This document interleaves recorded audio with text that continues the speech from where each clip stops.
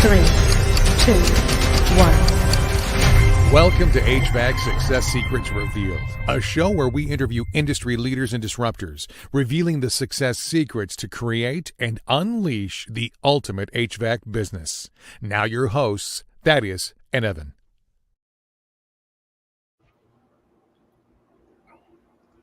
My bad. Hey everyone, welcome back to another HVAC Success Secrets Revealed with Thaddeus and Evan, where we have great conversations with good people, and any good conversation worth having is worth having drunk.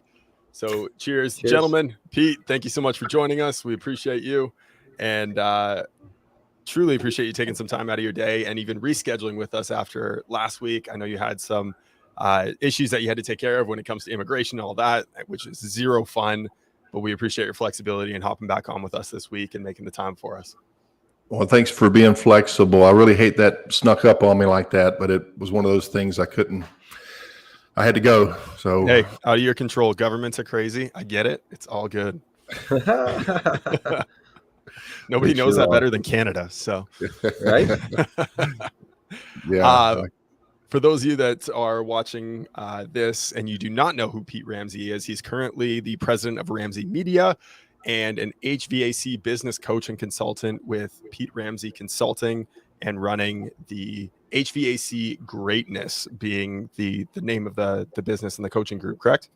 That is correct. Yes. Awesome. He actually got his start while working with the Army back in 1982, went through the HVAC training with them, HVACR training, I should say.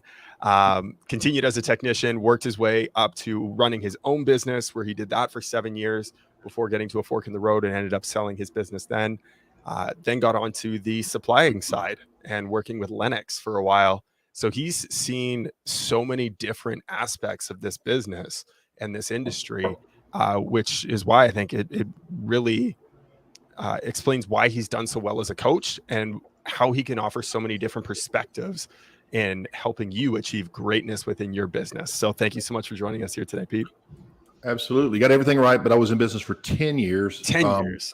Yeah, maybe it was the last 7 was after I divorced my partner. I had a partner for a while. There you go. But yeah, so you hit it. Coming up on 40 years industry experience. You're talking about making you feel old. I don't feel old enough to be able to say that. But in my defense, I was only 18 when I joined the Army and went off and started the HVACR training. I was going to say you must have been illegal starting at 14, but you just that. So. Yeah, I got to tell you, it just feels like yesterday. But yeah, it was, their slogan back in the day was, it was a great place to start, and in my case, it truly was. And all these years later, it's been quite a ride, and I really enjoy this side of the business. It's taken me a while to try to figure this thing out, figure out what my lane is. But just to elaborate a little bit, my passion and the part I enjoy most is that greatness part. And, when I was in business, I remember the frustrations of, being, a higher ticket company, trying to sell high-end equipment in a market that just couldn't perceive the difference. And that's tough because, if they can't perceive the difference, if they can't see that you are great and not just good, like some of the other ones that are out there, and you are doing these extra things and you're using superior equipment, well-trained people, and you're using procedures that are, top notch, they just see it as a commodity, and the ability to communicate that is what allows you to get paid what you're worth. And that's what the whole thing is built around. It's the people part. Everything from your brand, your identity, your visual representation, all that stuff has to be reverse engineered around the effect that you want to have on your customer avatar. Mm-hmm. And so that's the lane. And it's kind of hard to explain sometimes what it is that I do. Because when I started off coaching, I was just basically anything and everything. HVAC business owners, bring it. You got a problem, we'll deal with it. And we just spend a lot of time on stuff like the numbers, right? Which are important, but I just don't enjoy, because I got to tell you, we spent all this time. I remember, I don't know if you guys know Wayne Atkins. I think he just recently retired, but he was an accountant, and when I would work for Lennox, he would come down and train all the Lennox dealers on their financials and help them understand. And I remember one of my dealers in North Carolina, who he sat through the class. He says, "Oh my gosh, Pete, I got to raise my prices." And he went out and raised all his prices, and guess what happened? He couldn't sell anything. Mm-hmm. And so he says, "I got to go back. I'm going under." And so he reverted back, and because he was winning work based on price, and he thought because his customers were really friendly to him that they liked him, and maybe they did, but that's not the reason they were doing business with him. And so that was really a good reminder. So understanding those numbers are critical, but a lot of times it's really based on a lot of other things. For me, I'm focused on capacity and effect and efficiency. So capacity means obviously your teams are staying busy, right? Your installers have plenty of work, your service team has plenty to do, and you don't have all this downtime. And you're not, peaks, just overwhelmed at one point in the year and just crickets, later on in the year, which is the old school way of doing things. But, you have to address that stuff. So staying at capacity and getting efficient and connecting all that together, it's a process. It really is. Mm-hmm. So that's the focus. So there's been several things that influence that. When I was a little boy, I was supposed to take over the family business. My grandfather was training me to do freehand lettering with a brush, because he owned an advertising company. It was a commercial artist is what he was. And my dad ran all the shop. And back in the day, we used something called silk screen. And I'd be out there in the shop working, printing, and catching the dried big old cardboards when they come off the conveyor. Because everything, they had Sears, they had Frito-Lay, they had Mrs. Borden's milk, or Borden milk, Mrs. Bear's bread, and just a host of big companies in Dallas, Texas. This is where my dad's from. And that was what we were going to do. And when I left the Army, I moved back to Dallas with the intention of taking over that business. And those two, they fought like cat and dogs, my dad and my granddad, and I was not going to get in the middle of that. Long story short, I just stayed in heating and air because it was doing well for me.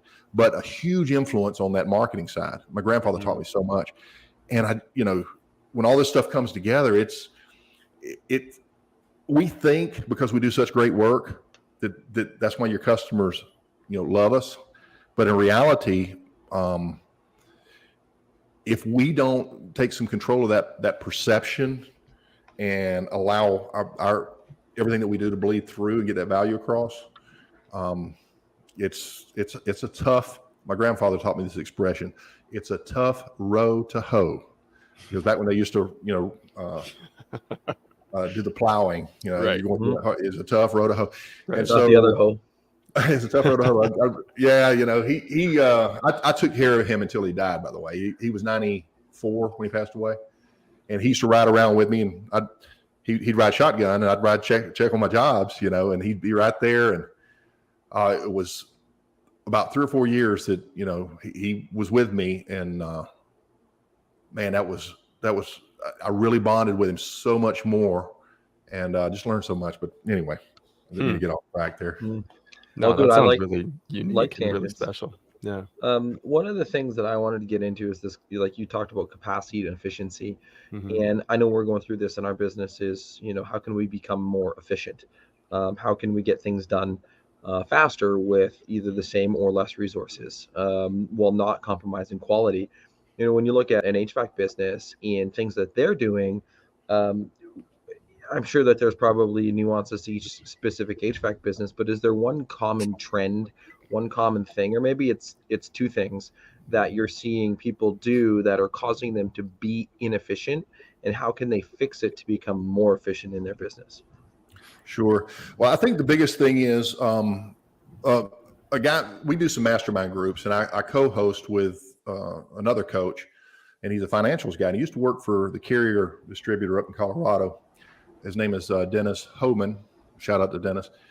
And he, I lost my thought. I was wanting to steal one of his lines. Repeat that question for me, because it was a good point. Oh, I don't know if I can remember the whole entire question. So basically, it was like is there one or two things that you see an HVAC business doing Inefficient. Oh, Mallory said, check the show notes.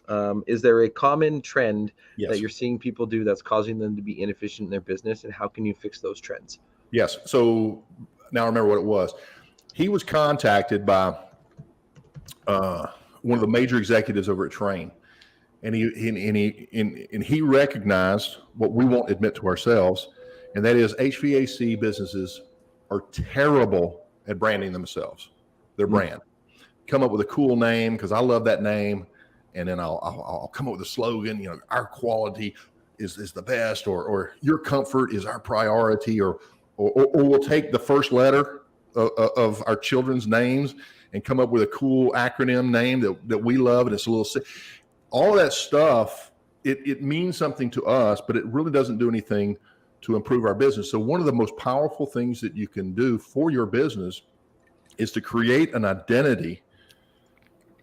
Really, the name selection should be about the fifth thing on the list when you're coming into an identity. But many of us, we've already built that name, or we're second or third generation, and we're taking over that name, so we can't deviate from that too much. But proper branding that allows you to stand out from your competition is key. And then when it comes time to run your business, the inefficiency there are when we are in front of the customers during those peak times, that is the time to plant the seeds for the off season. It can be obviously through maintenance agreement sales, right? It could be through making a list of recommendations that we can come back later. Let's say I was out to a little old lady's house, and I recommended a thermostat with some oversized numbers so that lights up at night so that she could see without her glasses and whatever. And at the time, she did not decide to buy the thermostat. Maybe we come back during our slow period and we start going through those calls, right? And say, Mrs. Jones, remember we were out there during the summer and we had that nice big thermostat with the oversized numbers. Guess what's on sale this month? And so this is the types of things that we need to do, but it takes self-discipline in order to slow down and make sure that we're planting these seeds all the way through the peak season so that it will carry us through those valleys. And particularly when you're in customer acquisition mode, when you don't have a lot of customers to draw from. And so the inefficiency also hits when you're going from, I don't know what the numbers are today, maybe you guys know, from 2 million to 3 million where it really gets hard. Is that the number about? Yeah, anywhere in that 3 to 5 is tough for a lot of companies. Okay. So a lot of what that is this, okay? What is your most profitable segment of your business? GP per man hour or crew hour? It's replacement, right? Yep. You may be getting, $500, $600, $700 per crew hour, right?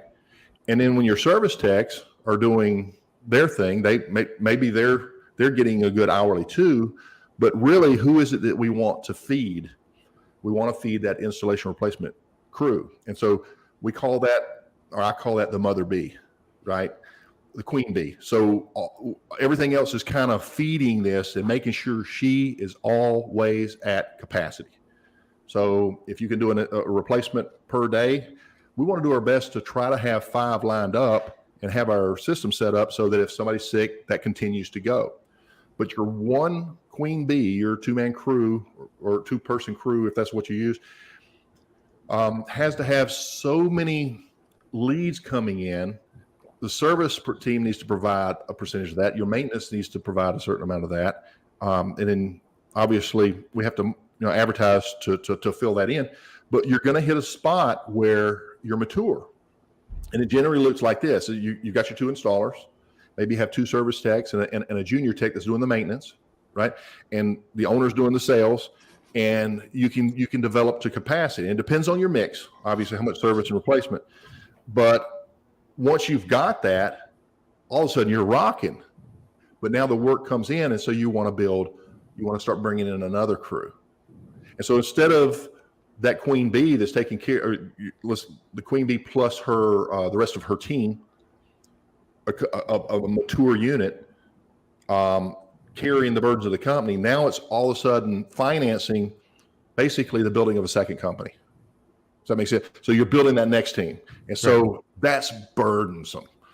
And so as you're starting to bring that in, as you go for that third, it really kind of blends together, and then you just have these different departments and everything else. But that's very painful. And a lot of people get stuck and they actually pull back. They can't handle it. So they go back to that ideal size. For me, it was I think I had the largest we were about 14 total. And when I pulled back to 8, and it was nice.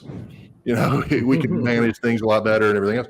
But getting to that next level, I didn't understand what it was, because I really didn't understand my numbers that well back then. And, I'd learned. I went to Ron Collier's program with Dr. Ron Collier. He was Ruth King. She's still around. And some of the others. So we learned, but like so many of us, my education in business came, OJT, on the job training, right? As we go. And that's most people. It's most of those, yeah. Right. So I'm curious then, how would you help a business owner who's stuck in that middle ground and balance that dichotomy of having too much work for the current crew that we have, but not enough work to fully justify bringing on a full-time second install team, number one. And then number two, how would you coach them on the mindset of that? Because that is something completely separate than simply looking at the books and the numbers and looking at the dispatch board and trying to determine whether we should hire or not. But then that mindset of knowing the work is going to come if we bring these people in, and then we can afford more in marketing and we can do more things and da. But that struggle that you went in, right, and you pulled back to your comfort spot, your comfort zone of 8 team members instead of 14, or right. So I guess, how would you coach a business owner through that process? It's that's an excellent question, by the way. It really requires looking at the individual case and seeing where we need to focus. First of all, most of us assume because all this work is coming in that we need to try to take all this stuff on, and that is not healthy. You don't want it all. Right. The first thing we need to do is do the internal work, and let's get that culture straightened out and get our team trained, and make sure that as we grow, like those first 5 years, when you're just advertising everything, you have to buy every lead, and ultimately start building your little bit of customer base, and you got your maintenance agreement customer. And at some point, you're doing all you can do just to take care of your customer base, let alone take on more people. But what that does is, as you grow and develop and mature, your cost per lead goes down to virtually nothing.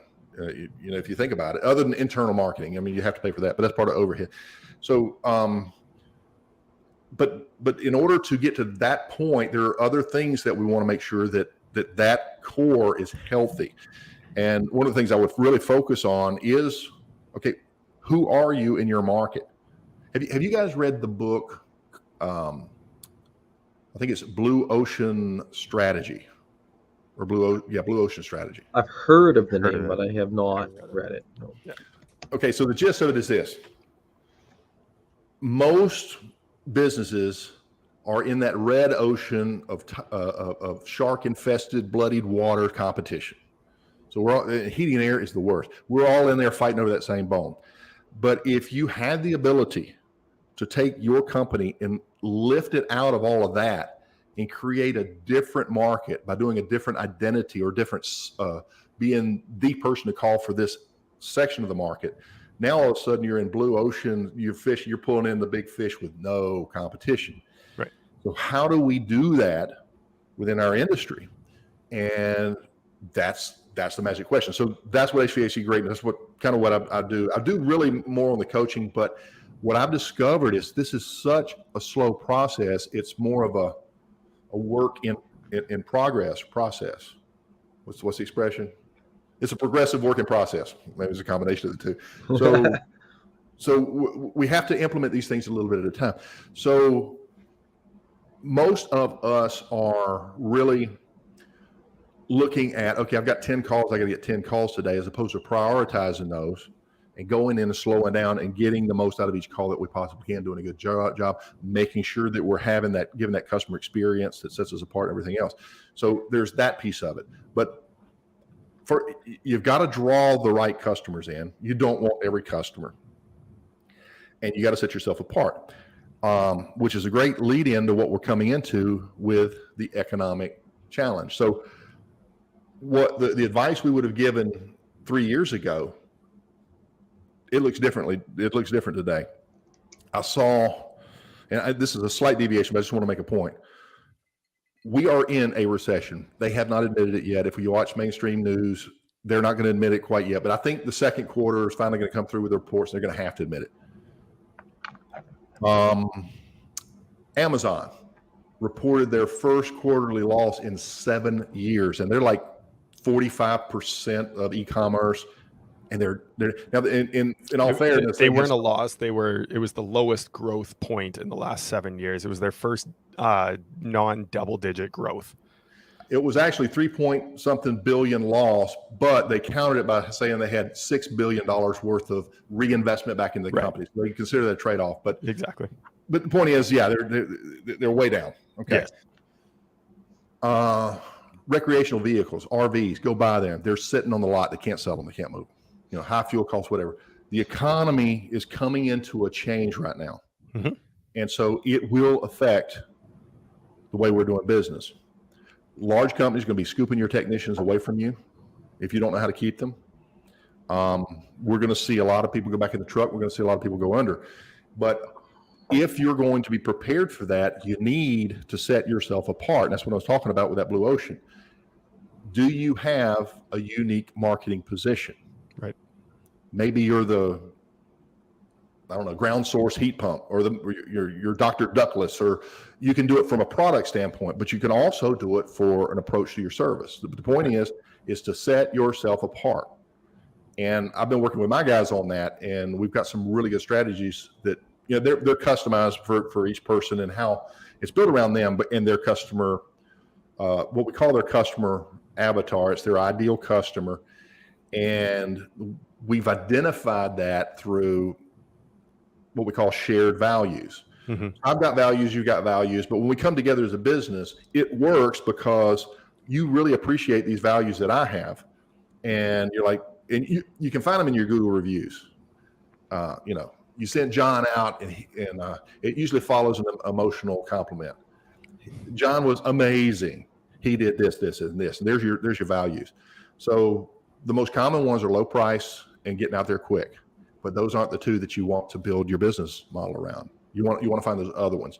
And so we quickly identified that all customers are not the same, right? And so what we have to do is we have to visually from get-go appear different than these other companies out there, so that you're not just me tooing, and thus the marketing approach.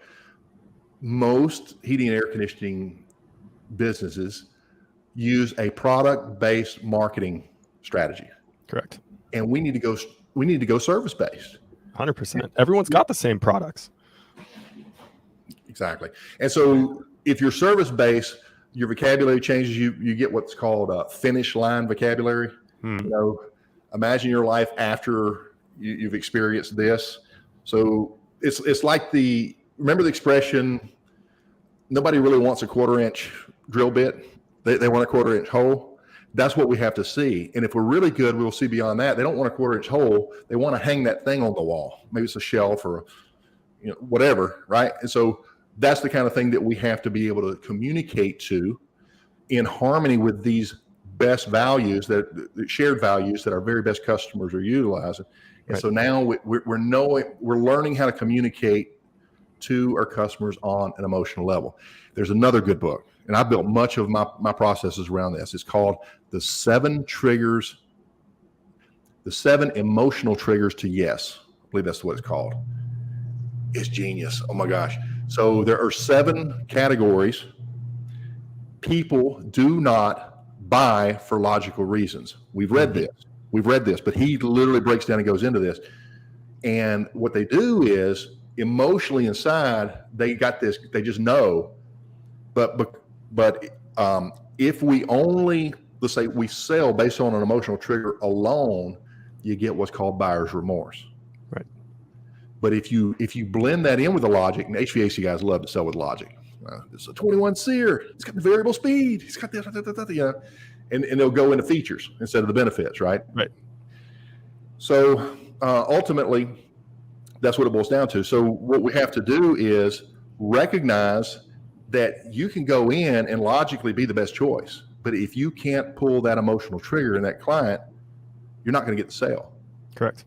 And if you think about that last truck you bought, and I just want this truck, but afterwards, it's got that extra extended, it's got that extra long cargo space in the back, and it's got the trailer hitch on there, so I can pull. It's got good gas mileage. This is a good investment for the business. It's a write-off. You go on and on with all of the justification for that emotional decision that you just made, and Correct. That's the way we're wired. Correct. And when we reverse engineer our processes, well, first of all, our image, our communication, our marketing, then the interaction with the customer at every touch point, all the way through, and reinforce that, you're golden.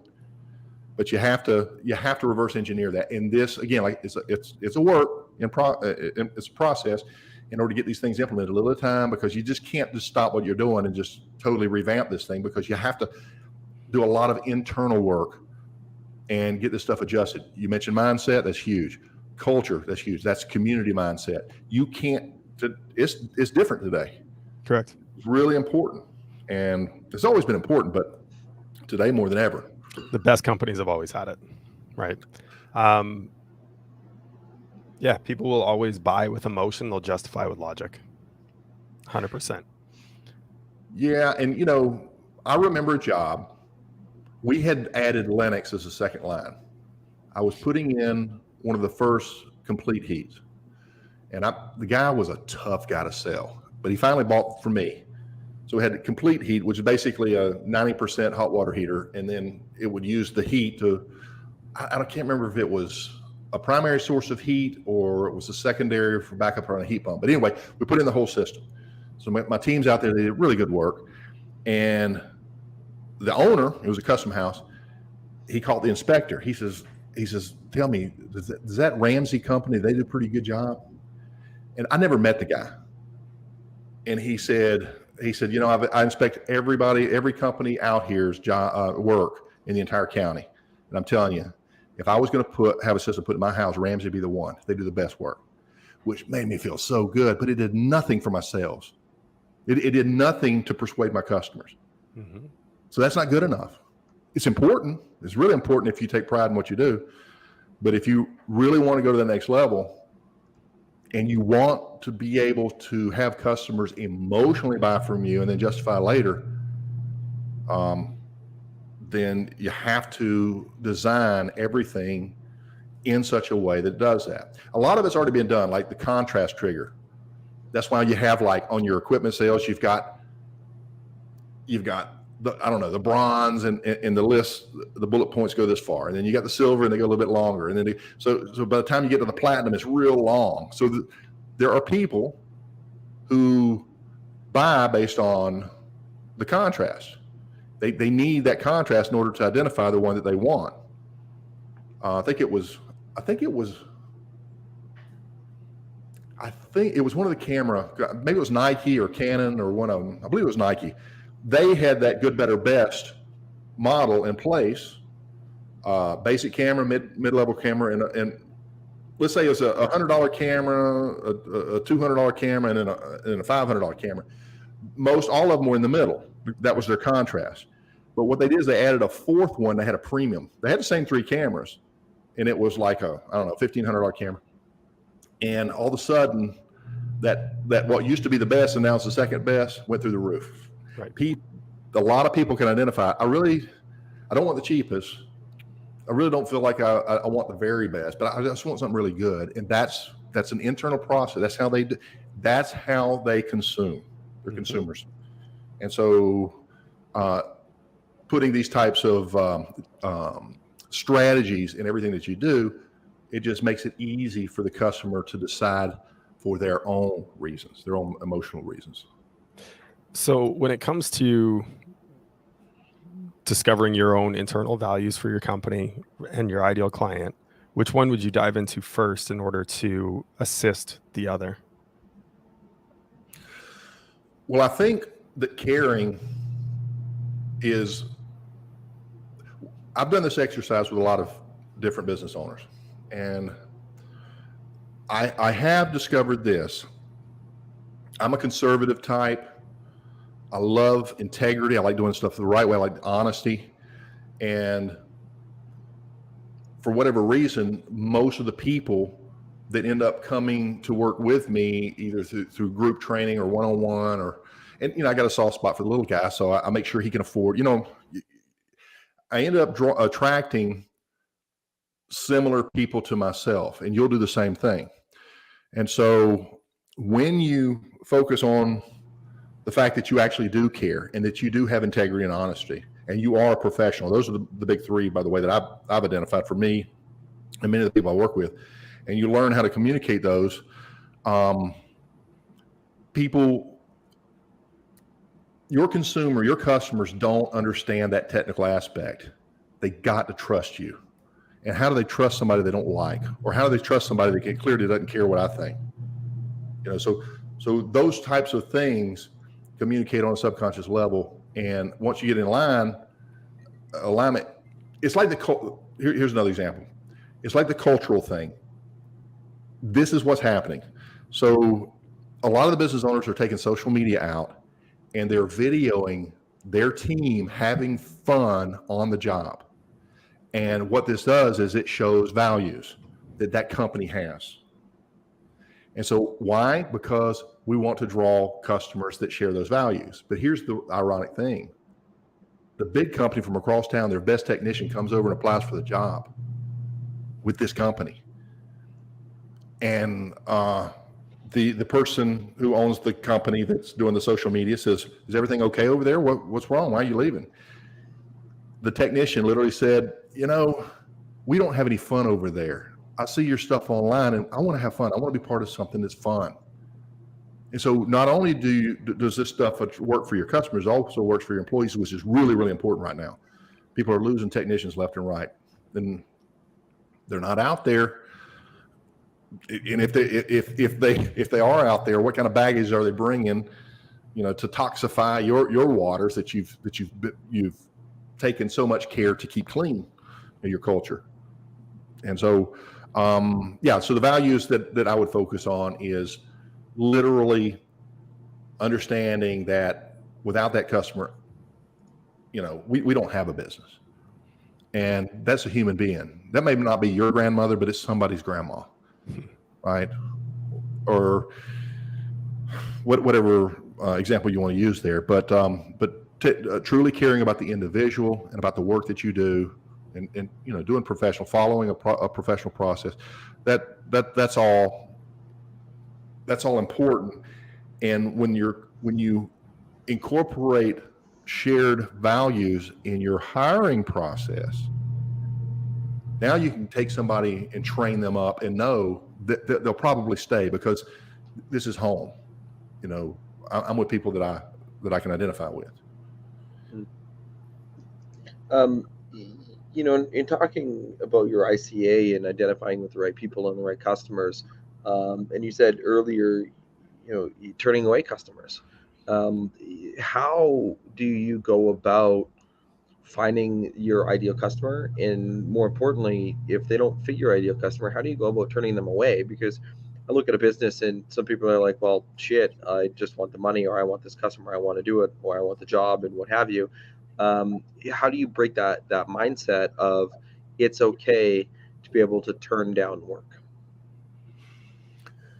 You know what? I think, I know. We have to keep our finger on the pulse of our business and what it needs and adjust accordingly. And I mentioned customer acquisition mode. And so the mindset is you got to be advertising. And then we kind of automatically pull back on that. And then once we get used to having that customer base and we go in to try to grow, we have to come back and adjust and start advertising again. So we have to adjust to what's going on. And there is a way to prioritize your work so that you can choose and take on calls in order of priority. And the overage is just the overage. I mean, what are you going to do? You know, I hear this all the time. We had 100 calls today with 2 service techs, 100 service calls. Well, what do? You turn them away. Mm-hmm. You have to turn that overage away. So what we need to do is learn to prioritize, and there's a process for that. Now, there's the obvious: how old is your home? How old is your system? Right? Because that could be a replacement lead. That's valuable. But there's another one: are you a member? Right? If you set up your maintenance program beyond the old school basic, just, you know, what, I don't know what they charge these days. Basically $20 a month if you're doing the monthly thing. If you've gone into a better developed and you have that next level of maintenance agreement program, right, where these are people that I don't want to be wasteful with my money, but I do want to invest it intelligently. And I don't want the bare minimum being done. I want it taken care of. I want it done right. I don't mind paying for it. I want it done right. And that, for me, that's the kind of customers that I wanted. And so we set up processes that was designed to attract that, but also it becomes pretty clear on how to recognize that. And so we always make room for the right type of customers as we can, as best we can. Sometimes you have to turn everybody away, but for the most part, if you've used a detailed maintenance, a true maintenance program, not this going in and like they say they're doing maintenance, and you guys know, well, the coils didn't really look that dirty, so I didn't clean them. I just kind of hosed off, whatever.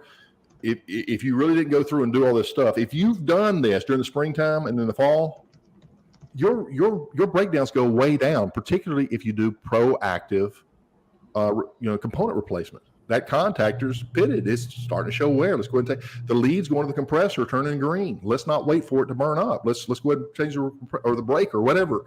So all these different components. So this in of itself will keep you from being overwhelmed when the peak season hits, because you took care of it during the off season like you were supposed to, and now you have more room for these new customers to come in, because you're not having to go back and fix stuff that you should have caught back in the spring or in the fall. So it's a bit of a discipline, and it's a bit of an art, I would say. Wouldn't you? It's a bit of an art trying to figure this out, and it really just comes from experience. But converting that experience into an actual process is where the magic is, if you can get that done. And there's a lot of programs out there. We all know these, because listen, I learned from Ron Smith. You guys know who Ron Smith? HVAC spells wealth. So he was the first HVAC business consultant that my company paid to learn from. And so all of his process, matter of fact, I went through his program twice. It was a year-long program. We met every quarter, and we all day, just going at it. And man, what a difference it made. But that is what shaped everything that we see today. Because I think his program, Ron Smith and Associates, was acquired by Lennox's, their educational group, and it's evolved. So all these groups, the information basically come through. He was the pioneer, right? But that gives you your KPIs and all this different stuff, but there's certain things that aren't in there. Mm-hmm. And this is what makes it so tough for the investors. Are going out there buying up companies left and right. You guys seeing people sell their business, right? And they get throwing all this money at them. And I've got a customer I work with. He sold his business, but he had to stay on for a period of time. And the owner is just withdrawn, and because he's out of state, and he's having this battle to get him. Now he has to ask permission to do all these different things. I need to run some marketing because we're slowing down right now. We shouldn't be. The guys are pulling back because I'm not in the field out there making this stuff happen. All these different things. And he says, we lose a little, we win a little, it'll be okay. Just ride it out.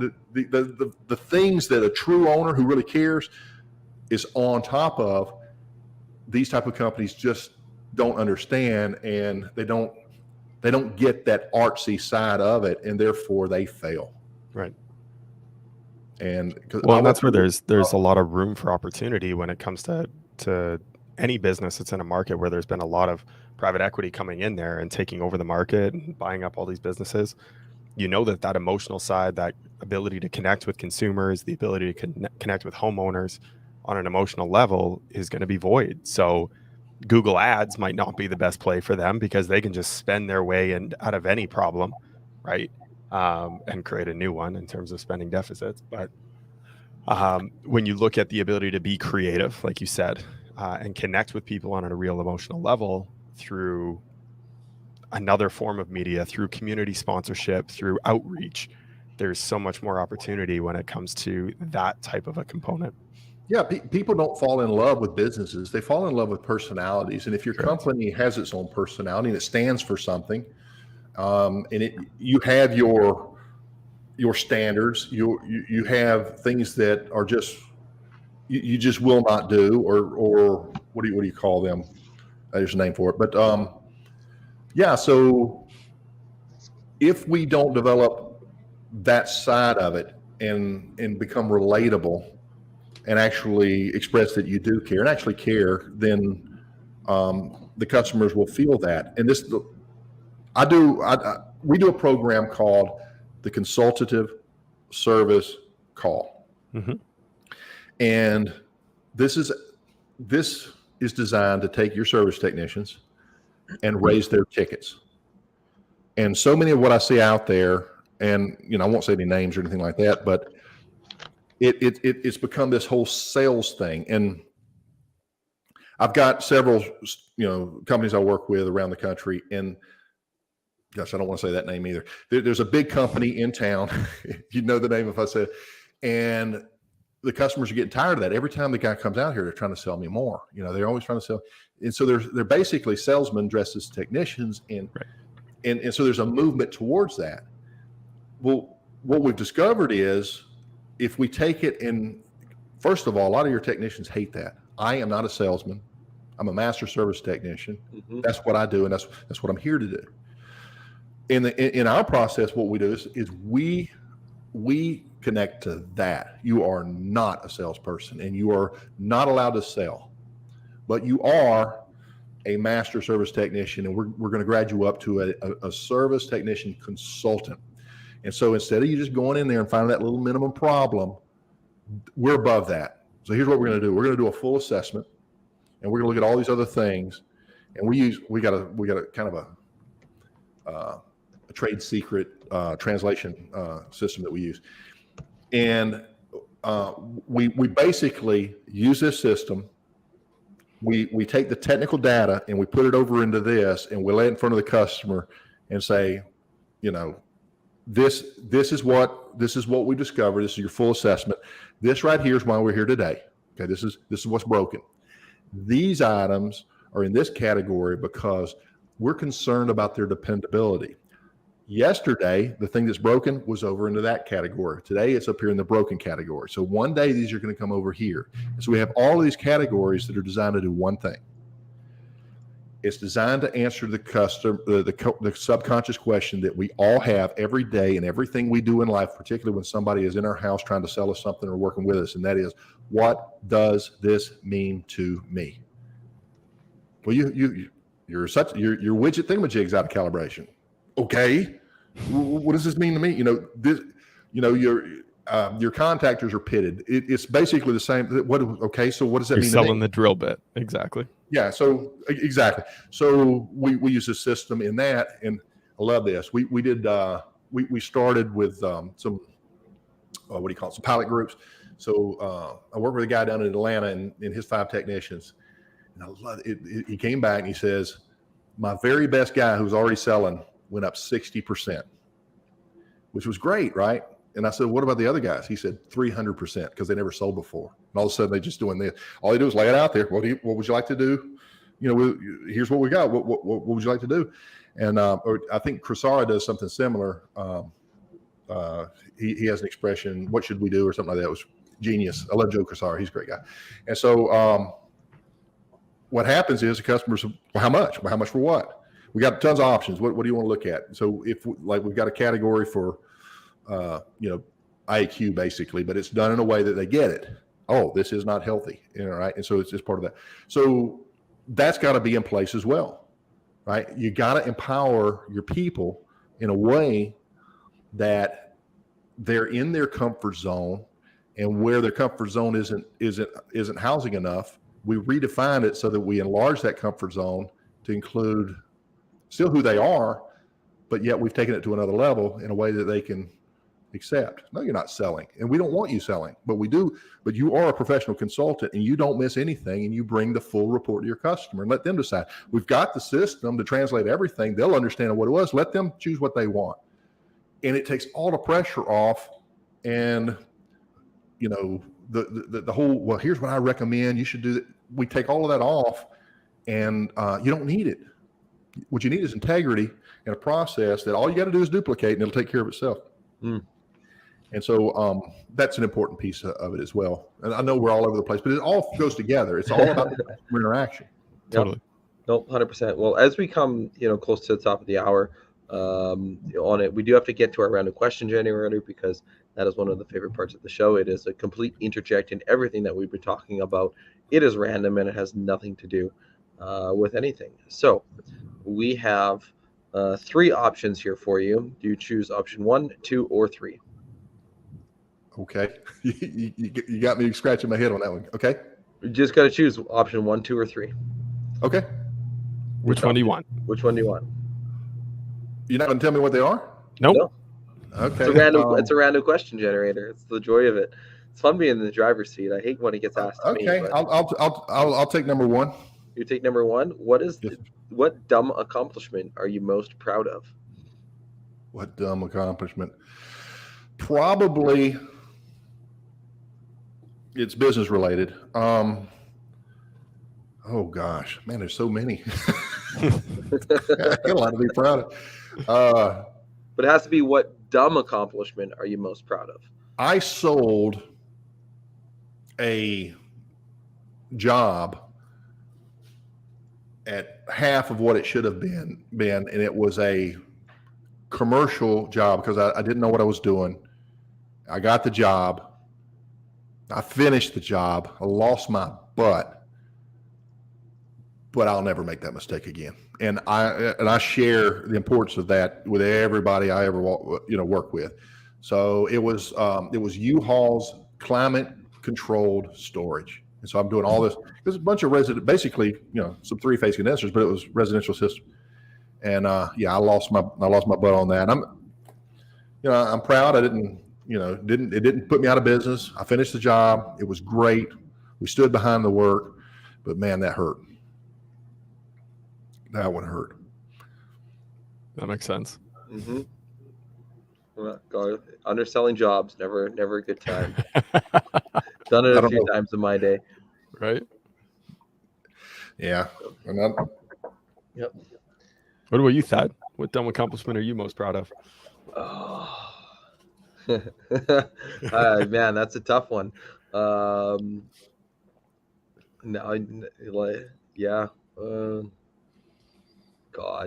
I've done a lot of dumb things in my life. Right.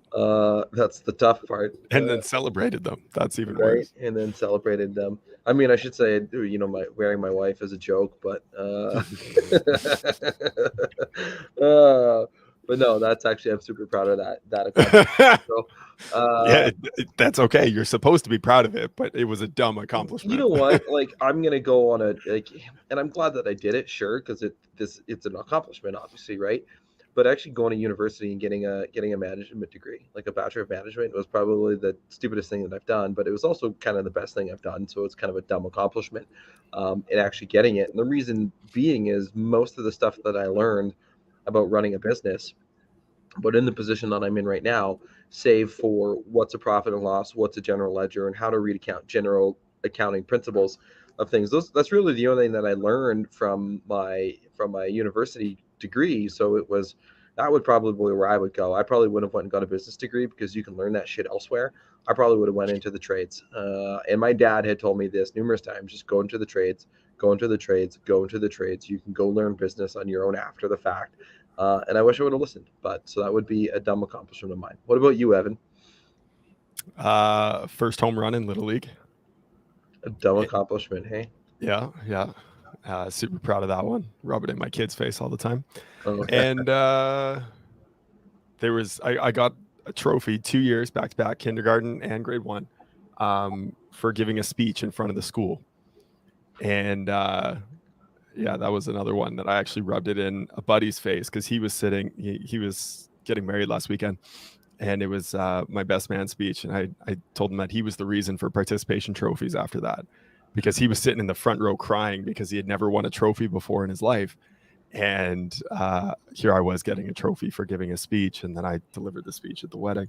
But they cut out the competition from that, and it literally, like, that's one of the last memories that I have where not everyone got a trophy at. So I feel like it was the reason for participation trophies after that. So he ruined an entire generation. well, there you go. Blame him. Yep. That is so crazy. You know, because my examples, you guys are much younger than I am.